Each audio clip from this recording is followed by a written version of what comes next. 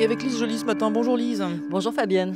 Vous nous reparlez de Volkswagen ce matin. Tiens, voilà des nouvelles. En fin de matinée, une conférence de presse du groupe. En principe, pas de nouveau scandale en vue, mais au contraire, une volonté d'essayer de jouer la carte de la transparence et de rattraper le coup si on peut, Lise. Oui, mieux vaut tard que jamais, hein. Le groupe VW va annoncer que non, il n'a pas tout à fait menti, que non, il n'y a pas 800 000 voitures qui émettent plus de CO2 qu'affiché dans leur fiche technique, mais seulement 36 000. C'est la première bonne nouvelle depuis septembre. VW s'y raccroche.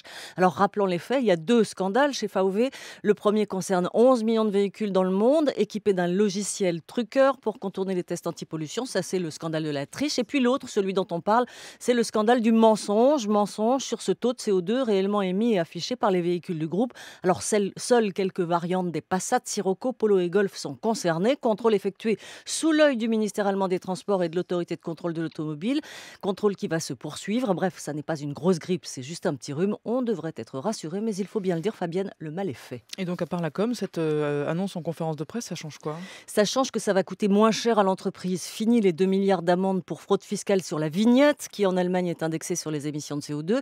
Faible émission veut dire coût faible, émission plus élevée veut dire plus d'argent à donner à l'État. Un manque à gagner que l'entreprise menteuse aurait dû rembourser. Donc cet argent va rester dans les caisses de VW et c'est une bonne nouvelle, tout comme l'envolée du titre en bourse hier, ce qui ne s'était pas produit depuis longtemps. Mais sur le fond, ça ne change pas grand-chose. La catastrophe est là, même si la firme essaie de redorer son blason.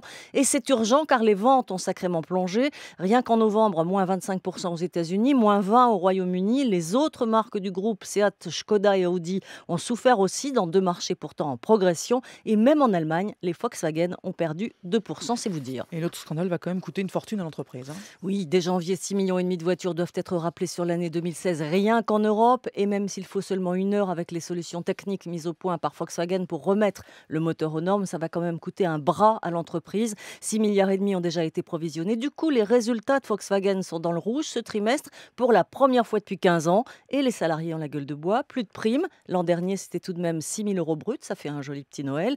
Plus de primes donc et un repos forcé pendant les 15 jours des fêtes. Enfin, dernier épisode, c'est un juge de la Cour suprême qui va instruire les 500 plaintes déposées contre le constructeur aux États-Unis. Et ce, dans l'état même où le scandale a éclaté. Ça ne va pas être facile pour Volkswagen.